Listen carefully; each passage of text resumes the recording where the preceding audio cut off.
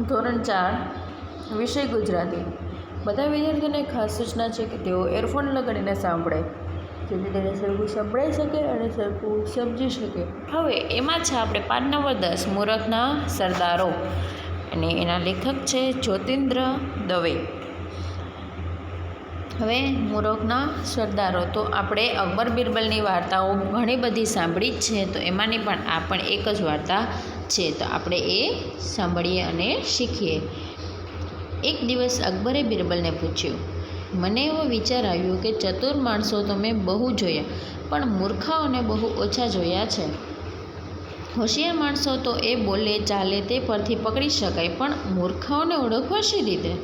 હવે એક દિવસ છે તો અકબર છે એને બિરબલને પૂછ્યું કે આપણે ચતુર માણસો છે તો એને તો આપણે એ બોલે એ વાત કરે એના ઉપરથી આપણે ખબર પડી જાય, પરંતુ મૂર્ખા લોકો હોય એને કેમ ઓળખવા? તો બિરબલે એને જવાબ આપ્યો, એમાં અઘરું શું છે નામદાર? મૂર્ખાઓને પણ એમના બોલવા ચાલવા પરથી ઓળખી શકાય છે. હવે એ કહે છે કે જે મૂર્ખા છે એને પણ એના બોલવા ચાલવા ઉપરથી આપણે ખબર પડી જાય છે. હા, એ ખરું, અકબરે કહ્યું. પછી કંઈ વિચાર આવતા એ બોલ્યો, એક કામ કર. એટલે બિરબલે એમ કીધું કે હા, એ કે મૂર્ખા છે તો એ લોકોને પણ એ વાત કરે એના ઉપરથી આપણે ખબર પડી જાય. તો પછી બિરબલે કહ્યું કે તું એક કામ કર. એટલે બિરબલે કહ્યું કે બોલો, શું કામ કરો? મારે મૂર્ખાને જોવા છે. અઠવાડિયાની અંદર તું 6 મૂરખના સરદારોને લાવીને હાજર કર. તો હવે અકબરે એમને શું કીધું કે મારે મૂર્ખાને જોવા જ છે, કે તું મૂરખના સરદારને લાવીને મારી સામે હાજર કર. કેટલા? તો કે 6. જેવો હુકમ નામદાર, બિરબલે કહ્યું ને પછી બીજી થોડી ઘણી વાતચીત કરીને રજા લીધી. પછી અકબર કહે એટલે બિરબલને તો કરવું જ પડે, એટલે બિરબલે વાત કરી અને પછી એને રજા લીધી કે ઓકે હાલો.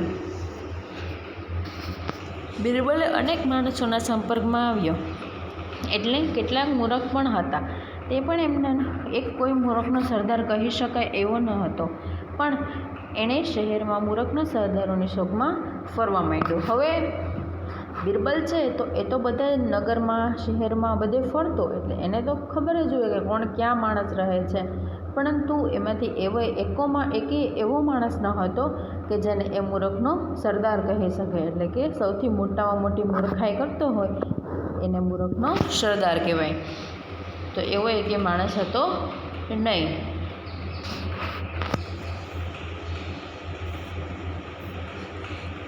એક દિવસ એક ઘોડેસવાર માથા પર ઘાસનો ભારો લઈને જતો હતો અને રસ્તામાં મળ્યો અને ઊભો રાખીને પૂછ્યું, ભલા માણસ, તમે આ ઘાસનો ભારો માથે કેમ મૂક્યો છે?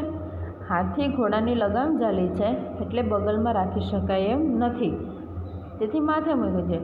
ઘોડસવારે જવાબ દીધો. પણ ઘોડા પર મૂકતા શું થતું હતું? બિરબલે પૂછ્યું. ઘોડા પર જોતા નથી કે ઘોડો કેટલો નબળો છે? મારો જ ભાર આમ તેમ જેમ તેમ કરીને ઉચકે છે, તેમાં વળી ઘાસનો ભારો એના પર મૂકું તો બિચારો મરી ના જાય? ઘોડેસવાર કીધું. એટલે હવે બિરબલ છે એ રસ્તામાં જતો હતો, ત્યાં એને ઘોડેસવાર એટલે ઘોડા પર જતો હોય એવો માણસ એને મળ્યો. તો એ માણસે શું કર્યું હતું, એનો ઘાસનો ભારો છે એ એના માથા ઉપર રાખેલો હતો. તો હવે જ્યારે ઘોડા ઉપર બેઠા હોય તો ઘોડા ઉપર જ રાખી દેવાય ને ઘાસનો ભારો, અથવા તો એને નીચે ઉતરી અને ઘાસનો ભારો ખાલી ઘોડા ઉપર રખાય. તો આ ભાઈએ શું કર્યું હતું, એ ઘાસનો ભારો છે એ પોતાની માથે મૂક્યો હતો. તો હવે એને બિરબલે પૂછ્યું કે ભાઈ તે કે ઘાસનો ભારો કેમ માથે મૂક્યો છે? એ તો કે મારા બગલમાં જગ્યા નથી, કે જો હું બગલમાં રાખું તો મારે લગામ ઝાલવી હોય, એટલે કે મેં માથે મૂક્યો છે. તો બિરબલે પૂછ્યું કે ભાઈ તો એ કે માથે ઘોડા ઉપર રાખી દેવાય ને? એ કે તો લે કે તમે ઘોડો જોતા નથી કે બિચારો કેટલો નબળો છે? એ કે એ મારો ભાર માંડ ઉપાડે, તો પછી ઘાસનો ભાર કેમ ઉપાડે? તો એના માથા ઉપર રાખે તો પણ વજન તો ઘોડાઓને જ લાગવાનો છે. એટલે બિરબલે એના નામઠામ પૂછી લીધા અને પછી આગળ હાલ્યો. હવે બિરબલ તો મૂરખને જ ગોતતો હતો, તો આ એને પેલો મૂરખ તો મળ્યો, એટલે એને એના નામને બધું પૂછી લીધું કે ક્યાં રહ્યો છો અને શું નામ છે ને બધું, અને પછી આગળ હાલવા માંડ્યો.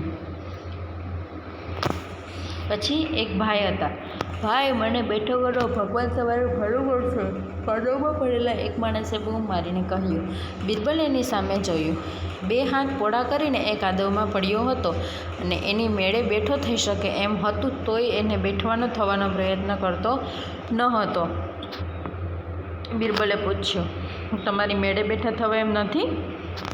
પેલાએ જવાબ દીધો, ના, મારો હાથ ઝાલો. બિરબલે એને ટેકો આપવા પોતાનો હાથ લંબાવ્યો, પણ પેલા માણસે કહ્યું, નહીં, મારા હાથને અડકશો નહીં, મારી ચોટલી પકડીને મને બેઠો કરો. કેમ, તમારા હાથને કંઈ ઈજા થઈ છે? બિરબલે પૂછ્યું. ના, ઈજા તો કશી નથી થઈ, પણ પહેલાં મને ચોટલી પકડીને ઊભો કરો, પછી કહું. બિરબલે એની ચોટલી પકડીને ઊભો કર્યો. એ પછી પેલો માણસ 2 હાથ ખોડા રાખીને ઊભો રહ્યો. તે જોઈને બિરબલે પૂછ્યું, પણ તમે હાથ કેમ આમ રાખ્યા છે? એ જ તો વાત છે, પેલાએ જવાબ દીધો. મારે સુથાર પાસે કબાટ કરાવવા જવું છે, તેની પહોળાઈનું માપ લાવવા માટે એમણે કહ્યું હતું. અમારા ઘરનું જૂનું કબાટ માપી જોયું તો એ મારા આ બંને હાથની પહોળાઈ જેટલું છે, એટલે એ માપ ભૂલીને જોવાય એટલે માટે 2 હાથ પોળા કરીને રાખીને હું સુથારને બતાવવા જતો હતો. રસ્તામાં ચાલતા ચાલતા લપસી ગયો, પણ હાથ નીચા કરું તો માપ ભૂલી જવાય, એટલે હાથ એમને એમ રાખીને પડ્યો રહ્યો. આમ તેમ આવીને ઊભા કર્યો તો માપ બરાબર જળાઈ રહ્યું છે. હવે આ જે ભાઈ છે તો એમણે શું કર્યું હતું? ઓલા ઘોડા ઉપર જતા હતા એને માથે મૂક્યું હતું, તો બીજે એક આગળ જે હાલતો હતો ત્યાં એક ભાઈ એને કાદવમાં પડેલો જોવા મળ્યો. તો હવે કાદવમાં જે ભાઈ પડ્યો હતો એણે એવું કીધું કે મને મારા આપણે હાથનો વજન દઈએ તો પણ એ ઊભો થઈ શકતો હતો, પરંતુ એ એવી રીતે ઊભો થયો નહીં. એટલે બિરબલે એને પૂછ્યું કે ભાઈ તારા હાથથી તો ઊભો થઈ શકે? તો કે નહીં, મને મારી ચોટલી પકડીને જ ઊભો કરો. શું કામ? તો કે મારા ઘરે કબાટ બનાવવો છે, તો કબાટનું માપ એના હાથ વડે લીધું હતું, હાથની પહોળાઈથી માપ લીધું હતું, એટલે કે જો હું ઊભો થાઉં તો પછી મારા કબાટનું માપ વયું જાય, એટલે કે એવું નથી કરવું રસ્તામાં. અને એ બતાવવા જતો હતો ત્યાં એ રસ્તામાં પડી ગયો, એટલે હાથ નીચા કરે તો એનું માપ ભૂલાઈ જાય, પણ ખરેખર એવું કરવાનું હોય નહીં. આપણે માપ એવી રીતે લેવાનું હોય નહીં. એટલે બિરબલે એના પણ નામઠામ પૂછી લીધા. અને આ બનાવ પછી 1-2 દિવસ રહીને બિરબલે બાદશાહ પાસે ગપ્પા મારીને રાતે ઘરે પાછો ફરતો હતો. ત્યાં રસ્તામાં ફાનસ હેઠળ એક માણસ કંઈક શોધતો દીઠો. એટલે કે આ વસ્તુ થઈ અને પછી 1-2 દિવસ પછી બિરબલ છે એ બાદશાહ સાથે વાતો કરતા હતા અને પછી રાતે ઘરે જતા હતા. તો રસ્તામાં એને ફાનસ માટે એક માણસ નીચે દેખાણો. એ કંઈક ગોતતો હતો. એટલે બિરબલે પૂછ્યું, શું શોધો છો? કંઈ પડી ગયું છે? પછી બિરબલે પૂછ્યું કે તમે શું ગોતો છો? કંઈ પડી ગયું છે? પહેલાં એ ટૂંકો જવાબ આપ્યો, હા. તો બિરબલે પૂછ્યું, શું? તો કહે છે કે સોનાની વીંટી. એટલે બિરબલે કહ્યું કે લાવો હું શોધવા લાગું. એમ કહીને બિરબલે વીંટીની શોધ કરવા માંડી. ત્યાંથી પસાર થતા માણસો પણ એ શોધમાં પડ્યા. એટલે કે કાંઈ વસ્તુ ખોવાઈ ગઈ હોય તો આજુબાજુવાળા લોકો પણ આપણે ગોતવામાં મદદ કરે. તો એવી રીતે એણે પણ એને ગોતવામાં મદદ કરી. તમારી ખાતરી છે કે અહીં જ પડી ગઈ હતી? થોડા પછી એક જોડે પૂછ્યું. તો હવે એવું બધા ગોતતા હોય તો કોઈ પૂછે ને કે તમને ખબર જ છે કે વીંટી અહીંયા જ પડી ગઈ છે? તો કહે છે કે ના, અહીં નથી પડી. એટલે ઓલા ભાઈ કીધું કે અહીંયા નથી પડી. તો પછી બીજા ભાઈએ પૂછ્યું કે ત્યારે પડી ગઈ છે તો ક્યાં દૂર? અંધારા ખૂણા તરફ આંગળી કરીને એણે જવાબ દીધો. તો હવે એ જ્યાં ભાઈ ગોતતા હતા ત્યાં તો એની વીંટી પડી નથી. એટલે એણે શું કર્યું કે એને બીજે તરફ આંગળી કરીને કીધું કે જો ઓલો અંધારો ખૂણો છે ને ત્યાં મારી વીંટી પડી ગઈ છે. તો પછી કીધું કે તો અહીંયા શા માટે શોધો છો? એટલે એને કીધું કે એટલે ગબડીને થોડી અહીં દૂર આવે, એટલે કે એ ખૂણો દૂર હશે. તો કે એ ખૂણામાં પડી ગઈ છે તો અહીંયા શું કામ શોધો છો? એટલે દૂર થોડી આવે. ત્યારે અંધારું બહુ છે અને અહીં દીવો છે એટલે અજવાળું શોધી શકાય. પહેલાં જવાબ આપ્યો. એટલે કે એણે કીધું કે અહીંયા હું જ્યાં ગોતું છું ત્યાં અંજવાળું છે ને મારી વીંટી પડી ગઈ, ત્યાં અંધારું છે એટલે અંધારામાં વીંટી મળે નહીં. એટલે અહીંયા અંજવાળું છે એટલે હું અહીંયા ગોતું છું. મારો બેટો તદ્દન મૂર્ખ છે આપણને નકામી મહેનત કરાવી, એમ તિરસ્કારથી કહીને વીંટી શોધવા ભેગા થયેલા લોકો ત્યાંથી ચાલી ગયા અને બિરબલે એના નામઠામ લખી લીધા. તો એવું કરાય નહીં, જ્યાં વીંટી પડી ગઈ હોય ત્યાં જ ગોતવાની હોય, કે બીજી જગ્યાએ અંજવાળું હોય તો ત્યાં ગોતવાનું ના હોય. એટલે ઓલા બધા લોકો જે ભેગા થયા હતા શોધવા માટે, તો એ બધાને પણ ગુસ્સો આવ્યો અને એને કીધું કે તું તો સાવ મૂરખ છે, ખોટે ખોટી મહેનત કરાવી. અને બિરબલે એના નામઠામ લખી લીધા. બીજે દિવસે બિરબલ નદી કિનારે ફરતો હતો. ત્યાં એણે એક માણસને રેતીના ઢગલામાં કંઈ શોધતો જોયું. શું શોધો છો ભાઈ? બિરબલે પૂછ્યું. બિરબલે એને પૂછ્યું. બિરબલ એક દિવસ છે એ નદી કિનારે ફરતો હતો, ત્યારે એને માણસને રેતીના ઢગલામાં કંઈક ગોતતો હોય એવું લાગ્યું. એટલે બિરબલે પૂછ્યું, શું શોધો છો ભાઈ? એટલે પૂછ્યું તો પેલા ભાઈ છે એને જવાબ આપ્યો કે હું નદીમાં નહાવા ગયો હતો, ત્યારે મારી આંગળીએ હીરાની વીંટી હતી અને મેં અહીં રેતીમાં દાટી હતી, હવે તે જડતી નથી. પહેલાંએ કહ્યું, ક્યાં દાટી હતી તે તમને ખબર છે બરાબર? એટલે કે હવે આ ભાઈ છે એ એને કહે છે કે હું અહીંયા નદીમાં નહાવા ગયો ત્યારે મારી વીંટી છે હીરાની, એ મેં આની રેતીની અંદર દાટી દીધી હતી. હા, અહીં રેતીમાં ઊંડો ખાડો કરીને દાટી દીધી હતી, પણ કંઈ નિશાની રાખી હતી? હવે આપણે રેતીમાં કંઈ વસ્તુ દાટી દઈએ તો આપણે એમ મળે નહીં, તો આપણે એના ઉપર કંઈક નિશાની રાખી હોય તો આપણે તરત જ એ વસ્તુ મળી જાય કે આપણે અહીંયા જ વસ્તુ રાખેલી છે. હા, નિશાની રાખ્યા વગર તે કંઈ દાટું ખરું? એટલે એને કીધું કે હા, કે નિશાની ના રાખી હોય તો હું થોડો દાટું. તો પછી બિરબલ પૂછે છે કે શું નિશાની રાખી હતી? તો કે જ્યાં મેં વીંટી દાટી હતી ત્યાં બરાબર તેની ઉપર આકાશમાં ઊંટના જેવું દેખાતું એક વાદળ હતું, પણ હવે એ વાદળું દેખાતું નથી ને વીંટી એ દેખાતી નથી.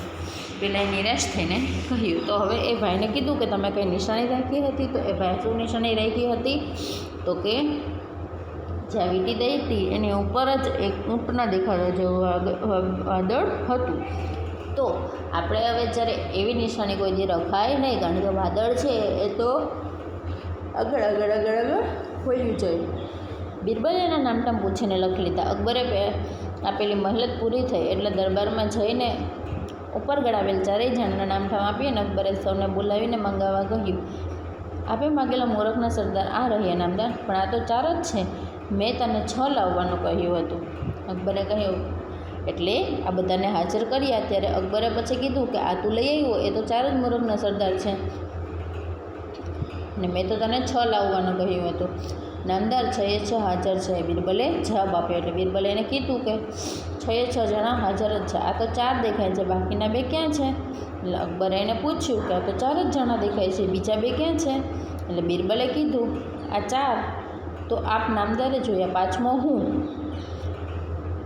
તું મૂરખનો સરદાર? અકબરે નવાઈ પામીને સૂઝ્યું. તો કે બિરબલ તો ખૂબ ચતુર માણસ હતો. તેને કીધું કે તું કેમ મૂરખનો સરદાર? હા નામદાર, કેમ? જાણે બીજા કોઈ કામ ન હોય તેમ મૂર્ખાઓની શોધ કરવાની હું નીકળ્યો, એટલે 8 દહાડા નકામા બગડ્યા, તો હું મૂરખનો સરદાર નહીં તો બીજું શું?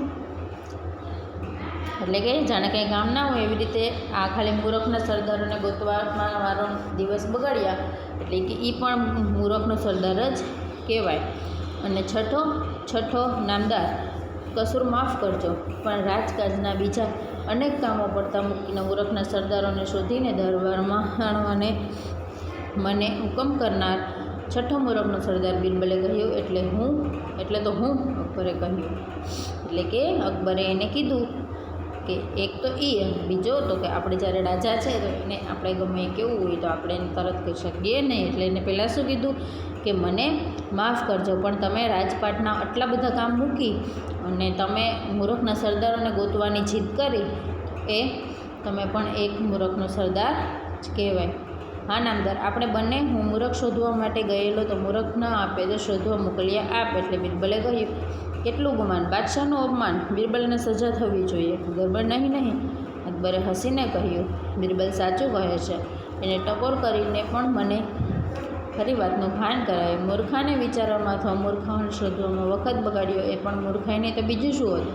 બાદશાહે કહ્યું. પછી બિરબલને ઇનામ આપીને રાજી કર્યા. એટલે કે બિરબલને છે એને ગુસ્સો આવી ગયો કે મને રાજા છે તો મને મૂરખ કીધું. એટલે પછી બીજાએ કીધું કે હા તો સાચી જ વાત છે ને, તમે આટલા રાજપાટના કામ મૂકી અને મૂરખને ગોતવામાં નીકળો તો એ મૂર્ખાઈનું કામ જ કહેવાય. એટલે પછી બાદશાહે કીધું કે ઓકે તમારી વાત સાચી છે, અને પછી બિરબલ છે એને ઇનામ આપીને રાજી કર્યા. હવે તમારે આના પ્રશ્ન જવાબ છે એ તમારે સ્વાધ્યાય પોથીમાં ઉતારવાના છે, જેના ફોટા તમને વોટ્સઅપ દ્વારા મોકલવામાં આવશે.